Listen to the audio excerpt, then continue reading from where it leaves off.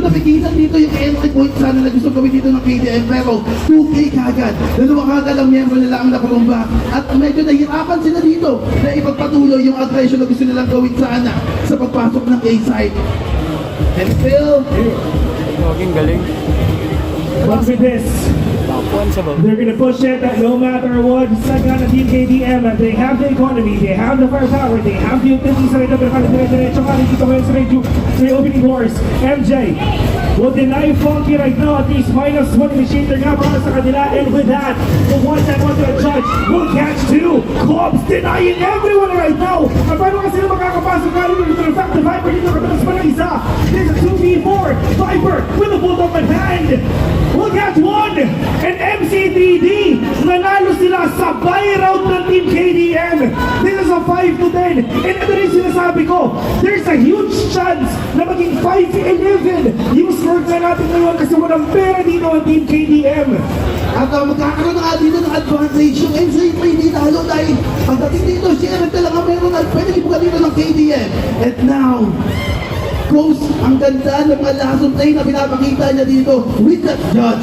2 consecutive rounds, yun yung nagpapitas sa mga members na gusto natin makita sana na gawin ng KDM na maging aggressive, pero hindi. Napipigilan lang sila together with the fight of the Viper. Sobrang bilis kaya talaga ng pasok natin dito ng Team KDM, mga tropa, dinidretso tayo with the Roomba, together with the Prowler, pero yung kala sa atin is the swing, not gonna connect all these players, but yung kala, kailangan ka na makabawi na dito ang dalawang kumpano. Funky, denying 1, will get 3! It's all up to Nerfin together with Ching on a 2v4. Ano ba yung pwede mangyari nga rin dito? Oh, that is one tap denied once again. It's all up to Nerfin. Ito si Cher.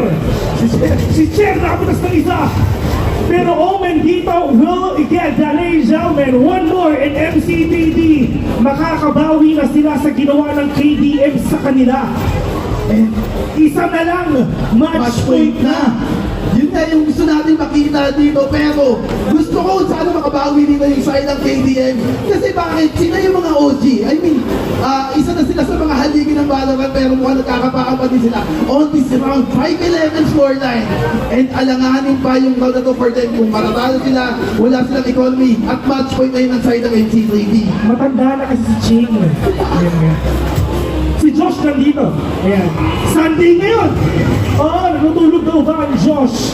But right now, pero yun nga, they're gonna push it close with this play transfer onto these players. This is overdrive. Oh no! Kasi may mga kalaban dito nakabawi pa. It's all up to Ching on a 1v2, but Viper will get that instead. MC3D match point already. Isa na lang at MC3D na makakabawi. Balita mo! Pag nanalo daw ang MC3D, babayaran doon nila Rupin yung isang branch ng kuryente nila. Salamat! Salamat! Laking tulong nun, men! Laking ginhawa! Oo, laking tulong nun, men! Mahal ng kuryente na mga kuryente. Parang times 3. Times 3 yun, tol. Pero yun na nga dito, Marco, once again, match point already, Team KDM, in terms of economy, ito talaga yung problema natin, pero Funky dito nakabawi pa, for MJ! At this, with this aggression, he's gonna catch one, pero yung gana yung shoes, mo na nahuli! OMG, MJ! 3v4, Nightfall, it's all up to one! That way, ikaw ang only chance ng Team KDM para makabawi. They have an idea kung nasan pa dito yung last player standing on the Team KDM. This is Aaron Prowler. Walang nakita. Frosty, all you have to do is wait. They're gonna push. This is the kill. This is the peak. That is the spray. Pero kaya ba ni Frosty mga tropa? Oh no! Pumupuso pa! Binibigyan natin ng chance ng MC3D. Pero yung hangin. He's 1 HP. Sasakay na lang. Frosty, gusto! Nakakita naman ng Frosty na naka-order! At ito na yun! Ang MC3D ang nagwagi for this match sa kanilang KDM versus MC3D Valorant Show match here sa PQDX. Pero ito no? I mean, that is a really good fight coming in sa side ka ng MC3D. Noong una, nakakabawi ka rin dito. Yung mga players ka ng KDM, pero at least sa side ka ng MC3D, yes, that is a an aggressive composition from Team KTM pagdating sa second half. Pero maganda rin yung composition nga rin dito ng MC3D pagdating sa second half. They have that one sentinel, pseudo sentinel as well, two controllers. Kumbaga, they know what to do, they know who to pick off, and they know what to upgrade nga sa kanila in order for them to win.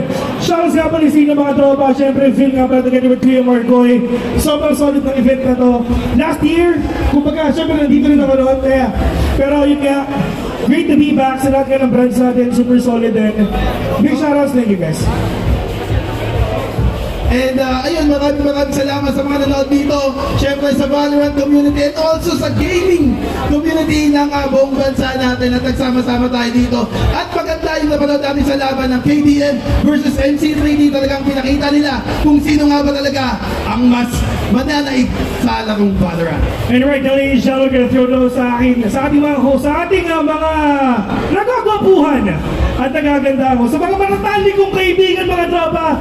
So once again, syempre, we have Bibimbap and Shinbu. Please do take it away. Maraming salamat syempre sa ating mga casters. Great commentary. Alam mo, Bill, kahit sobrang tanda mo na, I love hearing your voice. Time and time again. Always, brother. God bless. Again, ayun! Mukhang may PGDX 2027. Oo nga So eh. much. Kasi pag break even talaga, no? 1-1 yung score. 1-1 yung score. Pero alam mo, kahit nalaglag, it's a surprise result. Nanalo MC3D, kahit nalaglag, nakita ko yung KDM, all smiles. May we ask KDM team for a quick interview dito sa sa stage muna, mga pare. Ayan. Quick interview lang, quick interview. Una siyempre pagka-Jolats. From KDM. Come KDM. Ang ating KDM team. May 2027. Mukhang may akabangan, oo. KDM team. Tara. Ayun. Kita ko all smiles pa eh. Oo. Like very stoked to come here. No? Okay. Ayun. Okay. Sige, brother intervene. Ano intervene ko, brother? So, una muna tanong, what happened on that game? Paano nanalo yung MC3D doon, in your opinion? Feeling ko nakapag-practice talaga sa guys. Lahat, para sila. Preparado. Kaya MC3 ding preparado. Okay. Ayun na, nagkamayan na. Ayan, oh. Nagkamayan na. Ito naman yung sportsmanship. Tsaka talaga, tropa talaga. Yes. Magkalapit talaga yung dalawang team natin. Sige. Yung MC3D. Yung MC3D. Okay, let's have it from MC3D. Come here on stage. Yeah, wala pa po ang full picture din eh, for this one. No? Sige, mamaya ayusin natin yan with the stop. MC3D naman, ang ating winner. Di ba, Yes, Bing? ang ating winner for this showmatch for PGDX 2026. Boss, ano namang masasabi mo na nagbunga yung training namin na dito kanina? Ayun, masaya kasi kahit pa paano, sineryoso naman namin sa game na to at para mabigyan din ng magandang reaction din ng mga viewers. Yun lang. Ganda, linis. No?